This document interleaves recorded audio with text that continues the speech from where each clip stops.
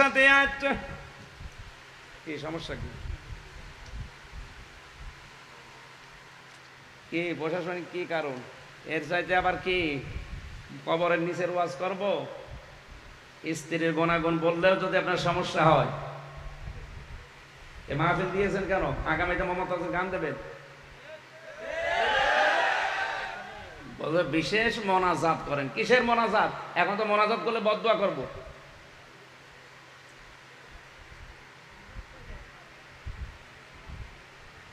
খেলা করার জন্য। সম্মানিত ভাইরা, আমরা যে 8টা গুণ বলার জন্য বসেছিলাম, আমি তাফসীর আকারে এই কথা বলছিলাম ইবনে কাসির থেকে, নাকি বানিয়ে বানিয়ে বলছি? অন্যান্য দেশের মুসলিমদের সন্তানাদি আর স্ত্রীর প্রতি যে দায়িত্ব কোরআন দিয়ে তারা যেভাবে বুঝেছে, আমাদের ওইভাবে বোঝা সম্ভব হচ্ছে না। আমরা আকর্ষণীয় মনে করে তাদের